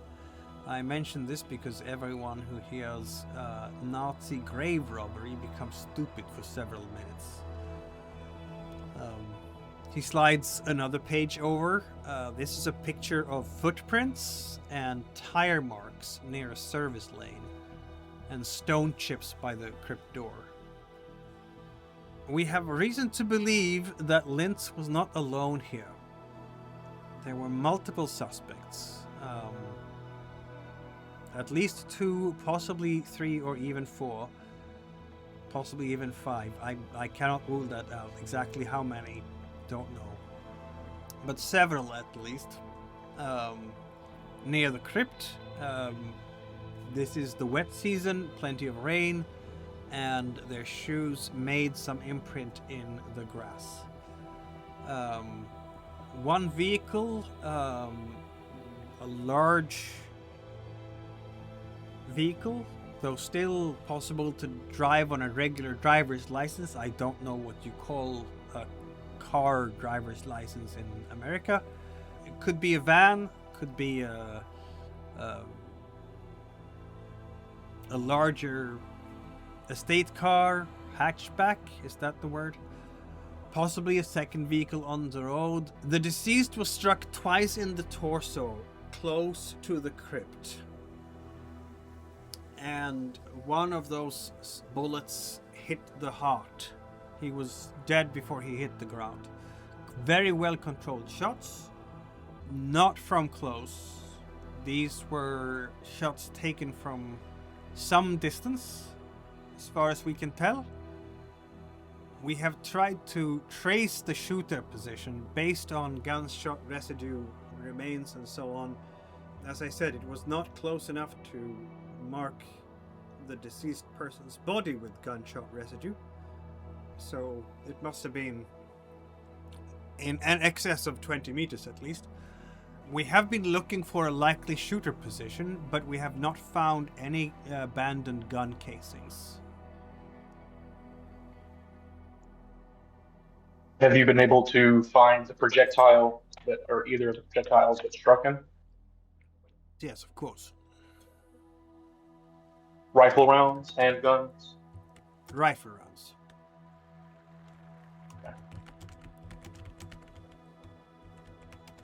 Have you been able to trace the rifling on the bullet to any specific model? We are still in the early stages of processing all the evidence. Okay. But I would say it was 762 times 39mm subsonic, which is a very standard round. And there weren't any reports of any gunshots heard in the area? No. Acoustic reports from witness statements are inconsistent with normal rifle fire. We have the hypothesis that it was either a suppressed rifle or some kind of compact carbine. Possibly foreign, we don't know. Yes, the ammunition is fairly common type for AK platform rifles. It's very possible it may have been a shortened AK or one with a suppressor. And quite a common round. Yes. But I don't think it was coincidence that the perpetrator chose such a weapon. Now, since we don't know details of Herr Lintz's background, we cannot speak to any possible enemies he might have, though we do know that there is often enmity between various far-right groups. Such enmity very rarely escalates to this level of lethality. It's mostly arguments on the internet and possibly some fists, yeah? But hardly gun violence. There could be other suspects, of course. Plenty of people have reason to have anger and animosity towards a man like Lintz. Could be someone who... Kurtz? What is his real name? I don't know. Someone who, I don't know, Holocaust survivor or their relatives, others, far left groups. Again, usually when the far right and the far left clashes, it's with fists and baseball bats, not with guns. We haven't had such kind of violence between the factions since the Weimar Republic, really. When the far left was active here in Germany last, that was 20 years ago with the Rote Armee-Fraktion, and they were not targeting white supremacists at the time. So at this point, we have no clear picture of a suspect yet, but I do not think this is a fight between idiots, because setting up this type of shooting, that requires surveillance planning, someone who knew that Herr Kurtz and his associates would be at this time at this place and wanted to interfere for whatever reason. He then picks up the evidence sleeve containing the black book. This was found among the deceased's effects, his trench coat pocket. He puts it down so that the title is visible. It says in big golden letters on the black leather cover, Mein Triumph.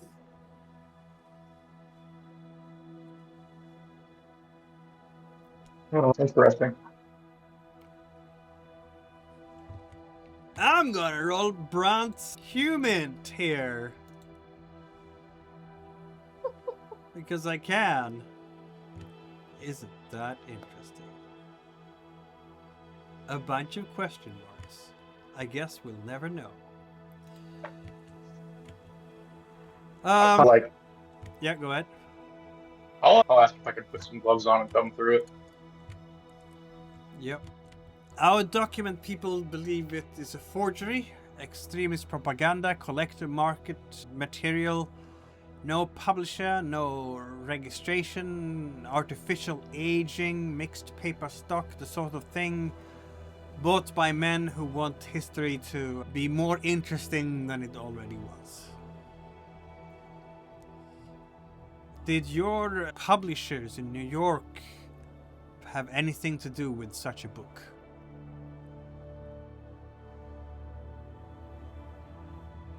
I'm sorry, our publishers in New York? Yes, the publishers who was hosting the Holocaust Denial Conference. Oh, yes. Did they publish this kind of book? I don't believe it was published, but there was one of these books in circulation amongst one of the publishers, yes. Very likely it may have come from that. I'm sorry. We know him as Lintz. What do you know him as again? Kurtz. Bruno Kurtz. Kurtz. Of course. Other than that, he opens the property inventory. The dead man carried good false documents, and he's going to just slide over the identity card that he has. Some cash as well, both Deutsche Marks and US dollars, some Swiss francs, a hotel keycard, a cemetery plan with Earhart's crypt marked, small notebook with abbreviations, a brass key, a vial of some kind of liquid, and a torn cold storage receipt. The hotel keycard is registered to a guest named Matthias Vogt. My officers are checking that now, of course. Why don't you guys all roll a human check, by the way?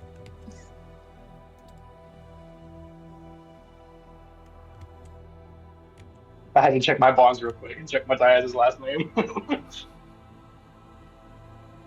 No.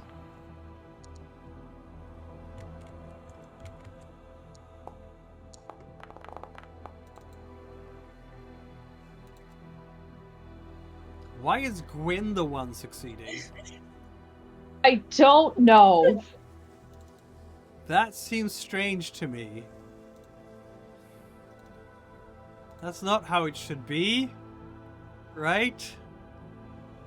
Maybe I'm telepathic. Who knows? Maybe you are telepathic. Gwyn, you can tell that Brandt is using all this as a test all the time to check if you react, if you recognize any of the stuff that he's presenting before you. He is definitely gauging you. Ah. I guess that makes sense. Suspicious, though. There was also blood at the scene that we have not been able to identify as belonging to the deceased. A second person was wounded. We suspect that this person left in one of the vehicles. We have a living suspect, perhaps, that was involved. If he does not bleed out in some private place before we find him. But that is what I have. And he puts both hands on the table. We have a dead man affiliated with white supremacy and neo-Nazi circles, who was doing grave robbery together with some accomplices and ended up murdered at the scene by an unknown suspect, and his accomplices, rather than bring him with them, fled the scene. I'm going to assume that their need for hastily leaving the scene had something to do with them being under fire, possibly. I imagine there may be some correlation. We are still checking the crime scene for further impacts from bullets, but it's difficult because we do not know exactly where the shooter might have been located. So, in this case then, we have some suspects who are wanted for desecration of a grave and possibly trafficking in human remains, and one who is suspect of a murder, who is probably not one of them, unless it was a breakaway person within the group who decided to take matters into their own hands and shoot them and take all for himself. Who knows? But now I am speculating. What I do not have is a reason for the FBI to send agents across the Atlantic for a grave robbery.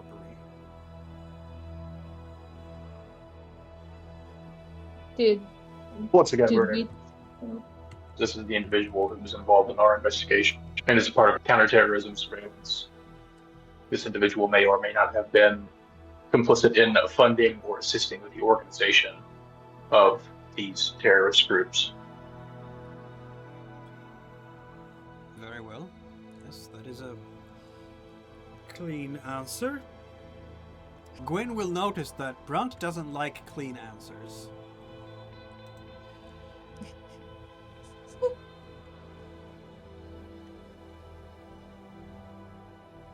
But you really ain't gonna like the truth.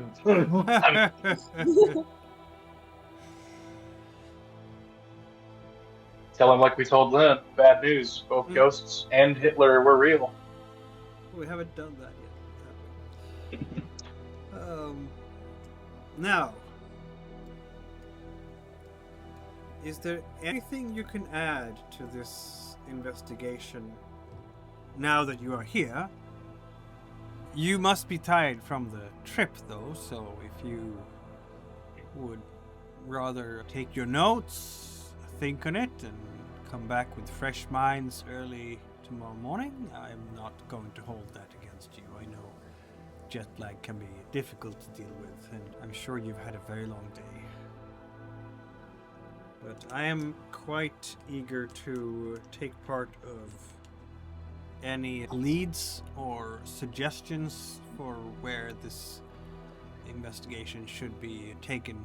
We have, of course, started investigating the local far-right networks here to see if anyone has gone missing recently, but as you might understand, those groups tend to be reluctant to talk to police. I can imagine. Yeah. One more question. Since we're not necessarily allowed to investigate anyone without you being around, we did just get a little bit of sleep after the flight. Would it be possible for us to at least go and examine the body before we meet again tomorrow and start to go over the finer details of the investigation? Of course. Very good. You could just give us the address and get some sleep and then reconvene tomorrow. We've got copies of the dossiers and everything, right? Yes. Excellent. Brandt, thank you for all the briefing up front. Oh, let me introduce you to our forensic examiner. Brandt is going to just go to the door and call for an officer to come in and collect all the stuff and put it back into the evidence locker properly, including the book mine. And then I guess we're going to go down to the morgue, because that's our favorite place to be in the whole wide world, isn't it? I'm just saying, nothing bad has ever happened to us in a morgue. Nothing bad has ever happened to you in a morgue. Talbot. Yes. Yet. Talbot and Morrigan, and yeah, there are some who had. Yeah. Yeah.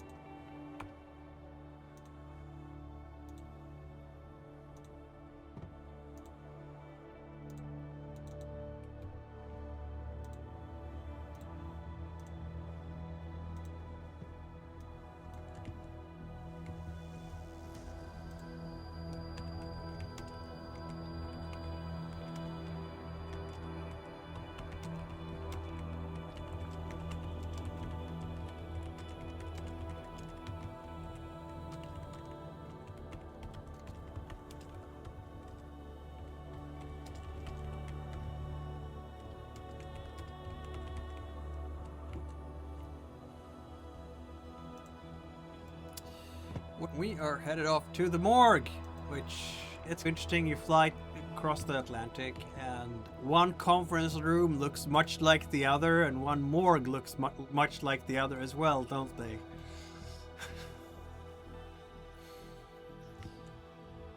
And you are going to be introduced to Dr. Vogelsang, which literally means birdsong.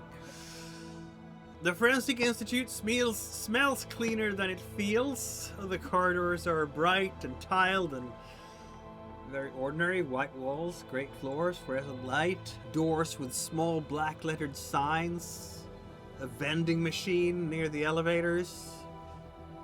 A cart is rattling somewhere, and Hauptkommissar Brandt walks them in himself. He's said very little since the police headquarters. He cares about this case, and he still wonders about you. He's not one for chit-chat either. He drives you over there personally. At the end of the corridor, there's a woman in a white coat who waits beside a stainless steel door with a clipboard against her chest. She's in her late 30s again. Everybody's in the 30s around here, except him. He's in his 50s.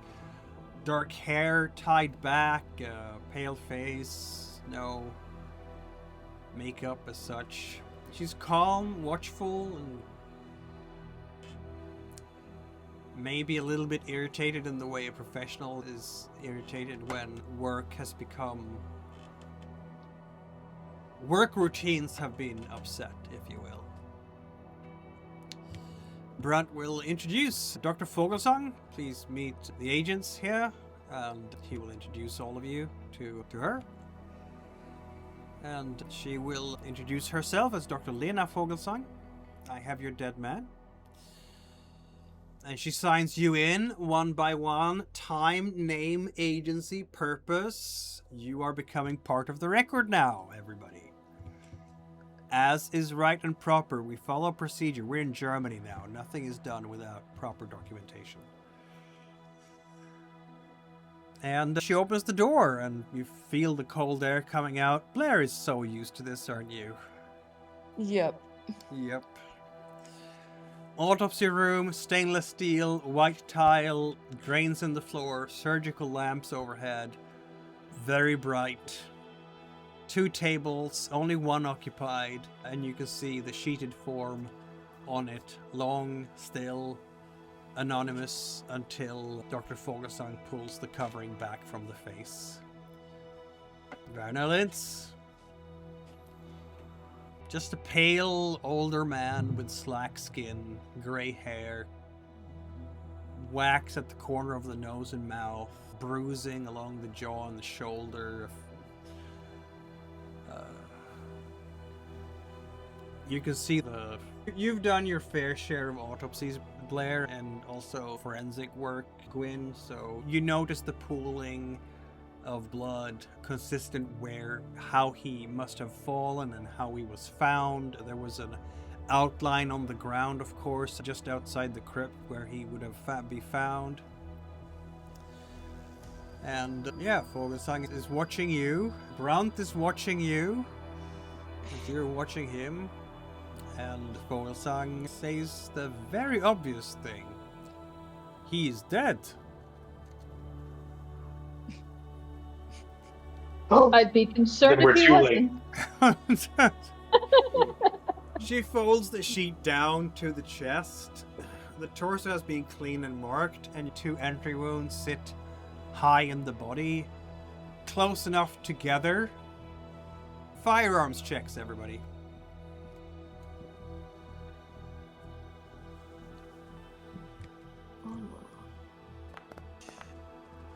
Oh. We have a critical failure! Clearly, someone is affected by... No, is 000-100? Yes, it is. Okay, yeah. Should we just give Richthofen an exhausted immediately because jet lag? Because that seems appropriate. Yeah. It'll burn out already. Yeah. Here we go again. Where is the... Oh, the rest. Trigger exhaustion. Boom. Roll willpower so- loss. I said Boom. emotional. I said emotional. Oh, Burn. emotional. I'm sorry. There we go. Sorry. Emotional burnout. So a D6 willpower point. Let's go.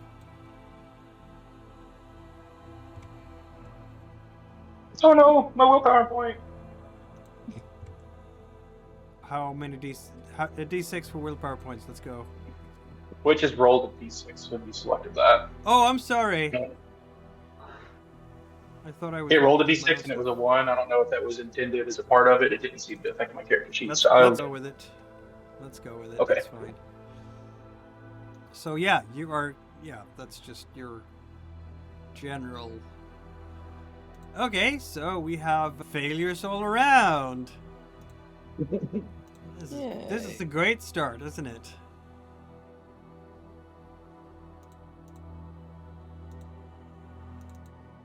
What, maybe automatic fire?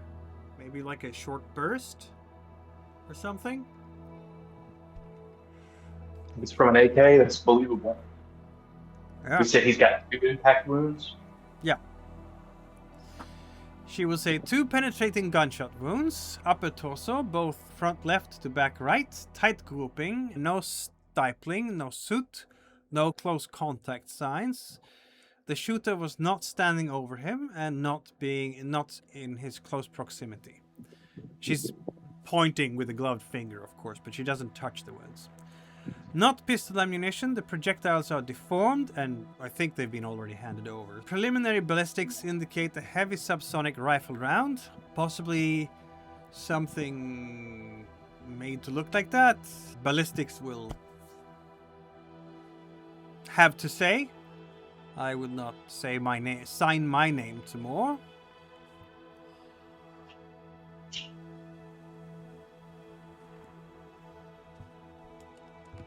And that is the method of murder. The method of death is homicide. And the manner of murder is from gunshot wounds. Very clear. That is unfortunately all that is clear. The shots were probably taken from some distance away, I would say. And there were no traces of gunpowder residue on the hands, indicating that he may have fired back. That's correct. This was not a suicide. Okay. I doubt you can even commit suicide like that against your chest with that type of weapon. I was asking if it was possible that he had fired a handgun back and it had been removed from the scene afterwards, but if there's no residue, that's unlikely. If that was the case, then someone has cleaned up the gunshot residue and created a custom pistol of some kind. Though I will leave the knowledge of make and manufacturing of firearms to others. I am merely a pathologist.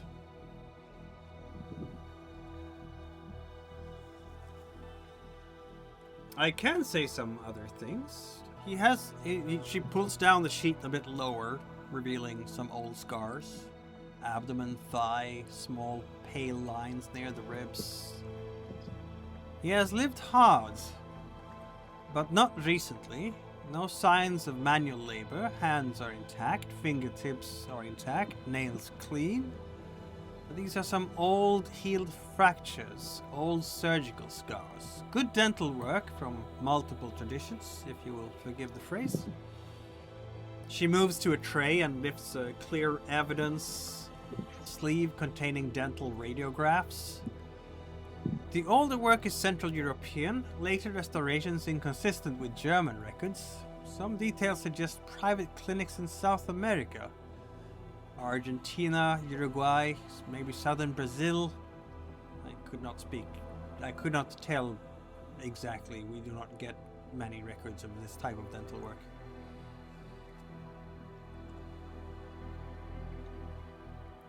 Fingerprints are intact, no clean German file. The body is in very good condition for recovery of forensic evidence. He died quickly. He was exposed briefly. He was stored cold promptly. There's been no significant trauma to the head, hands, or dentition. If someone wished to identify him, preserve him, or conduct later examination, this is a favorable condition.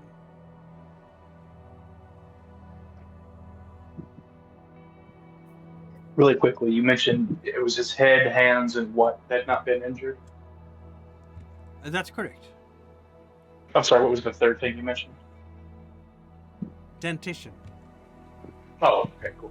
No one has taken the time to destroy his teeth to make it harder to identify the man. And out of character, it was mentioned that the remains had the skull, hands, and portions of the ribs removed, correct? That Cervical was spine, the remain inside the grave, like the doctor that was interred in the grave. Correct. Not Lintz. So we have two dead bodies here, but one died 1947 and the other died 1999.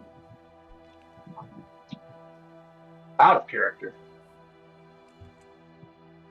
If we take the head and hands, that might essentially, I don't know what's necessary if they're specifically taking the heads and hands out of these mausoleums. Those may be necessary components for the resurrection. Yeah, and aren't heads and hands commonly venerated parts of other religious figures? So if they're seeing these people, so if they're seeing these people as saintly, it would make sense if they're trying to remove pieces like the hands, the skull, and the cervical spine. Sorry, I was trying to remember all those. Is this a conversation that you're having above No, table? Or out of character. Out of character, yeah. The character, yeah. As you're standing there and watching this, I was told that you have an interesting identity, and we have preserved that, and I was told there may be extremist associations. Since this morning, I have received, and she looks at Brandt now, and she actually switches to German. But I'm not going to speak German because I can't, but Richthofen speaks German, so I don't have to switch language. Since this morning, I have received 2 requests to transfer tissue samples, 1 request for dental plates, and 1 very strange question from an office in Berlin, asking whether the hands had been damaged. And Brandt is just answering with a very tight jaw. You did not tell me this. Still in German. I'm telling you now. To whom do they speak? To my administrator, not to me. That was their mistake. She removes her gloves and drops them into a bin. I refuse to transfer until the chain of custody is clarified. Brandt turns to you and switches to English. Now everyone wants my corpse. Berlin wants to be involved for some reason. If I could request, just do your best to keep it here in our custody for the time being. Obviously, it's involved in a murder. Vogelsang, just her eyebrows pop up. My custody, my corpse, temporarily. Of course.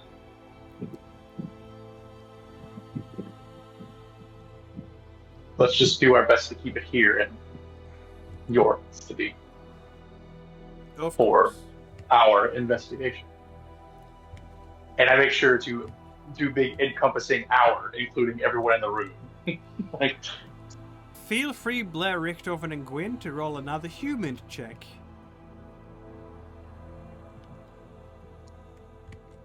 There we go. Someone is going to succeed. But it's not Gwyn. Yay.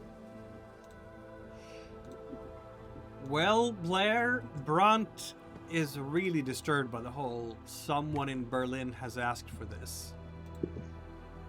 It's like a local cop being told that the big boys want to get involved somehow. The big boys from the capital want to be involved. And he seems puzzled by this. And that, my friends, I think is the perfect place to pause the story of Operation Cold Vault. Welcome to Germany. You're on your own. No backup from FBI, no backup from Delta Green. At least not within 10 hours or so. And your colleagues in local law enforcement may or may not approve of what you're doing. Who knows? We'll find out when we continue this investigation into a possible Karotechia connection. The Karotechia, are they everywhere? Germany, New York, Montana, South America? How vast is the Karotechia network really? Don't forget California. What was that? I said, don't forget California. Don't forget California, indeed.